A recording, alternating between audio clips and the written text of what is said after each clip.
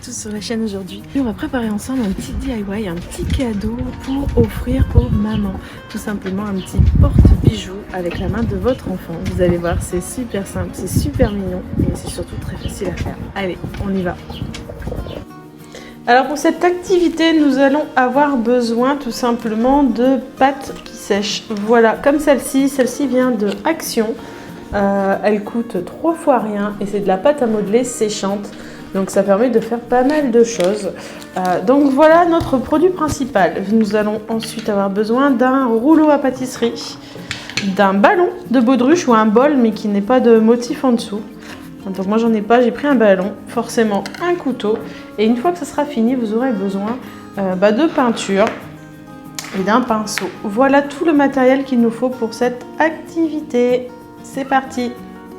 Donc voilà comment ça se passe. Vous avez récupéré une partie de votre pâte. Voilà, c'est une pâte qui est assez dure quand même. Une fois que vous l'avez, bien entendu, il faut la rouloter. Il faut la rouler, mais en faisant attention de garder une certaine épaisseur pour que ce soit quand même assez costaud. Donc c'est parti, on roule.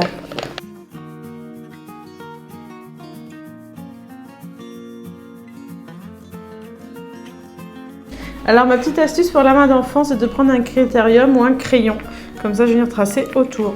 J'ai ma main d'enfant, je la positionne au milieu, doigts écartés. Alors les doigts, pas trop écartés quand même, parce que ça va devenir un petit bocal à bijoux. Et là, avec mon crayon, je viens tout simplement, pose bien ta main, faire le tour. Et je viendrai découper au couteau quand il n'y aura plus la main.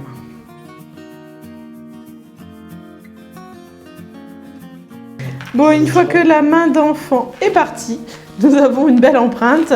Et là, hop, on peut prendre notre couteau pour venir couper tout autour le surplus de pâte. Et ça s'enlève plutôt bien.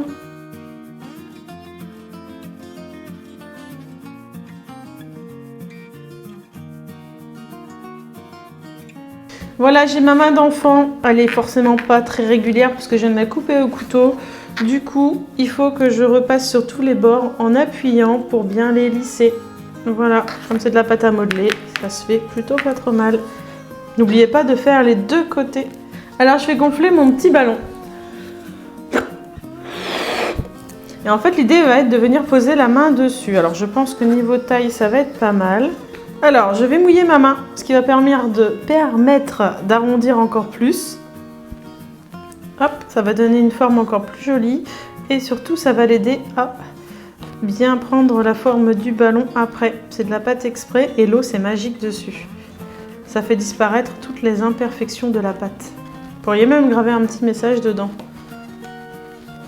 Voilà, alors je ne sais pas si on s'en rend bien compte à la caméra, mais toutes les imperfections disparaissent.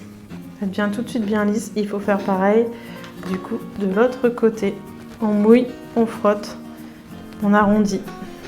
Une fois que votre main est prête, hop, vous enlevez l'eau du bol, hop, on pose le ballon et là on vient positionner la main, les doigts.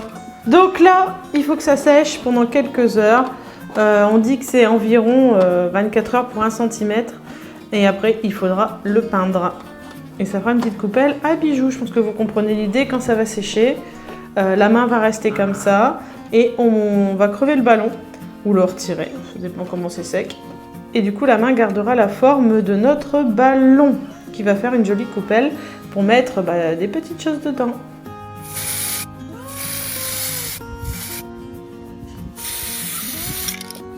Faire ça, je disais, une imitation chrome qu'on trouve chez Action, donc vraiment pour 3 fois rien.